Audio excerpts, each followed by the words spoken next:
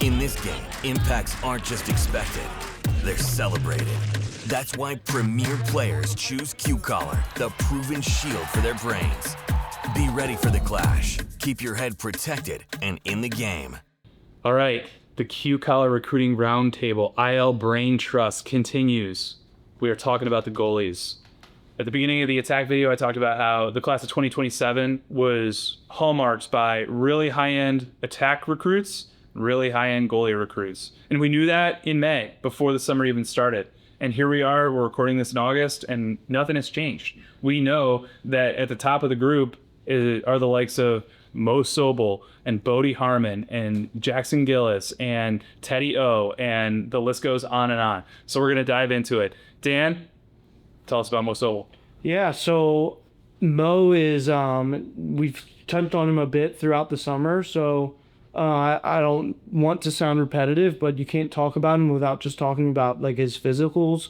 That's like, just so impressive, right? And really pops. He's huge, takes up the whole cage, sits in this wide stance, and does a really good job of just kind of like staying square to everything. And so, again, kind of falls into that camp of like can fall to his knees, stay square, and keep his hands high, and can still be able to gobble things up that are like right underneath of the crossbar. So one of those guys that just like has a special ability, partially because of his size and like, just ability to move at it. And then on top of it, great instincts, quick to get the ball out in the clear, plays with a ton of confidence, and, just a ton to like.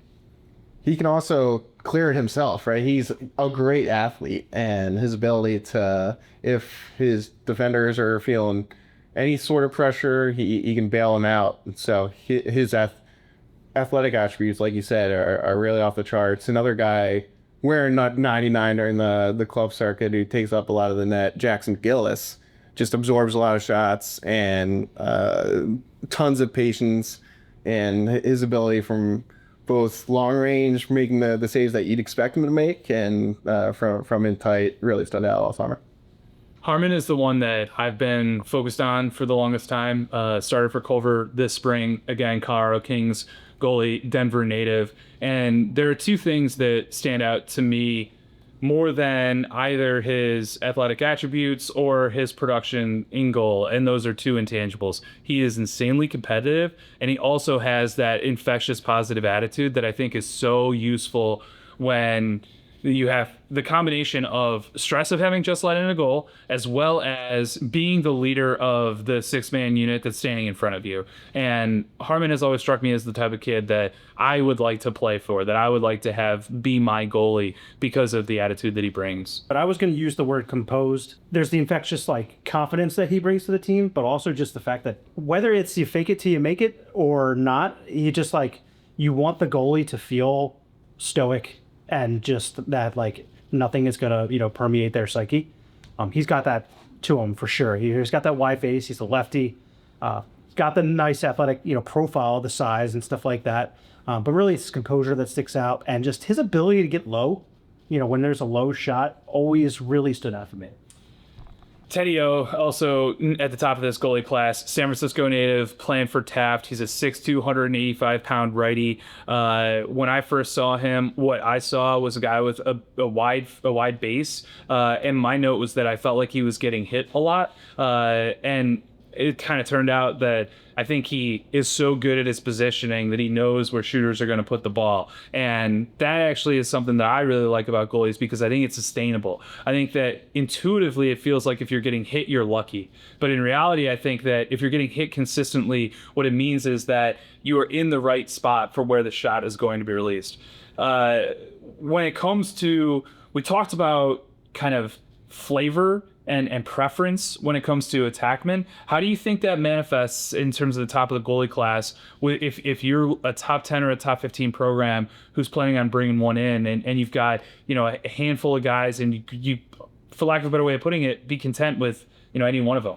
Yeah, I think, again, you're kind of splitting hairs. Beauty is in the eye of the beholder a bit to the way that this position is played, whether you believe that your skinny, wiry lefty that, is flailing all over the place is the best style, or if you want somebody that's, just super patient and gonna kind of hunker down and just wait on everything, right? And so a little bit of, different styles. I think a couple guys that represent some of those different styles is a guy like Jack Kroll, a little bit, quicker, faster hands, and, can kind of catch up to things and take chances because of that quickness. You had a guy like Jet Stake, who is like just a complete madman in the cage, super fiery, will take some chances. He might come out and, do something crazy if there's a ball around the cage. Like, he is a total just like super, super high competition kid. Kevin mentioned Jackson Gillis, who again just kind of fits that like, longer, bigger, steadier, and from Philly. And then you have another guy in Mo Sobel that we've already mentioned, but then Roman Apaldo, another Philly goalie that, fits right in with the top of the class, that is, super, super patient. Again, just kind of sits on everything. And, there's an argument that he belongs right in that top tier as well. So, one just interesting quirk of the class is the fact that 3 of them from Philly are right at the top tier. One thing that I found interesting is another Canadian who kind of emerged over the course of the spring as opposed to being on the radar prior to the spring, and that's Cole Downey out of the Hill Academy. I know, Dan, you're more familiar with him than I am. Yeah, I mean, partially because I was there for the coming out party. He lit up Calvert Hall in a game that ended up going to overtime. Calvert Hall ends up pulling it out, but he had like 20 saves in the game that included 10 in the first quarter and an assist, where he was like, not just like chucked the ball downfield and happened to get an assist. It was like he made a play on one end, cleared it himself, realized that there was a little bit of a break, just started to run towards the cage, drew a slide, and then threw it to a trailing midfielder that like, he just orchestrated the break as if he was a midfielder. And it was like, holy cow, this kid's a sophomore. And, the fact that he was even starting for Hill in that spot was alone a statement. And then for him to have done what he did in that moment was all the more impressive. And then, like, if you consider that the coming out party, he's only done this from there and become more marketable in terms of like his notoriety. Kev, he mentioned Apaldo, but I know you've got more to say about him. Yeah, Roman Apaldo, to your point earlier, just has really great positioning. He's always in the right spot when shooters are taking aim, and that helps him both high and low. A super patient, like you mentioned, and I think lets the game come to him a little bit in terms of how he operates in that crease. Super steady. Saw him in the late summer with brotherly love, and sometimes you're playing a lot of high level competition in these club tournaments, and you're facing a lot of shots, and Apollo held up really well, especially at Alliance when I got eyes on him. Another guy I just want to give a quick shout out to, like you mentioned, the 3 Philly guys. Like, some clubs even have 2 really good goalies within themselves, and in prime times, one of them with Mo Sobel, and Luke Valenti is another guy who's super steady, super reliable, and super consistent when he gets his half to shine.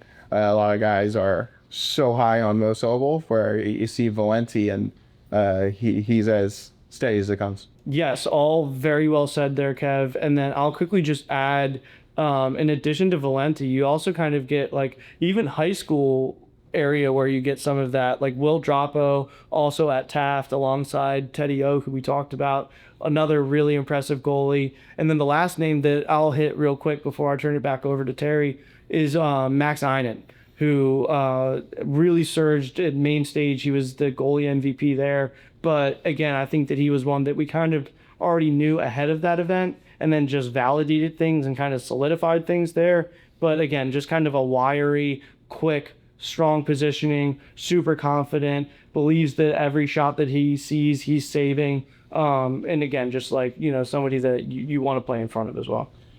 One of the things that this goalie class offers, from my point of view, is a unusually high number of guys who are right-handed and in kind of a 5'10", 180-pound profile where, they're clearly athletic. They don't fill up the cage, but they cover the corners due to their quick hands. And I think 2 guys that fit that bill, in my mind, are Connor Reynolds, who I think, he has played in huge games for Sweet Lax Upstate, a Salisbury school goalie who really impressed me at the beginning of the summer, winning MVP at the National High School Summer Championship at St. George. And then Freddie Mooring from St. Christopher's in Virginia, the next level goalie. There are guys that I think provide a lot of consistency, and you feel like you can set your watch to them making saves. I'd add one. Sorry, I don't want to interrupt, but before we get to that transition, you got to throw in the same mold of that, like fills up the cage, big thick kid, righties that just like set your watch to them making a bunch of saves, is Declan Kissick from Jesuit in Texas. Again, just has done a really nice job over the course of the summer, I think, of creating some notoriety around himself. I'm going to go guys who are on the outside of Terry's range that he was just talking about here, on either side of it. So you have Ben Madura, who is a 5'9" lefty who is already committed to the Naval Academy. I recently saw him at the Nilly event, and, patient and poised was what I came up with, which seems like a Naval Academy trait. He had this, he almost stalked the offensive player. Like, he kind of had like a stare down, you know what I mean? And he was just sitting there waiting to react, and then he did it, with quickness and everything you want in terms of striking the ball. He just had, I don't know if it was baiting the shooter as much as just hunting the shooter almost, which I thought was really impressive. And then, going to the other end of that, bigger, Will Russo, who's a big righty. He's about 6'2", 6'3". Obviously takes up a lot of the cage with that frame, but plays in a similar way, where it's just the patience and the ability to, not give the shooter anything by your movement. Just sit there in your stillness and trust in your training, your positioning, and your ability to get to the ball. He's a West Coaster, he's a West Coast Stars guy from Loyola, and goalies comes in every shape and size, right? We're talking about 6 inches difference of height between the two, and can both be equally effective at the college game. I've got 3 guys that I just quickly want to mention. Nick Neven out of Calvert Hall, Trip Wimberly from Florida, and then Carson Meredith from the Hill School. 3 guys that were on my radar heading into this year, and I'm very curious to see how their recruitment unfolds. Dan, anybody we haven't mentioned? No, I had Neven on my list to be sure we touched on him, and I'm glad you mentioned him. Just to hit his skill set a little bit, again, kind of falls into that super quick, super instinctual highlight reel is one of the things that would really pop by the time his career ends. He's going to have a ton of just high quality saves on there.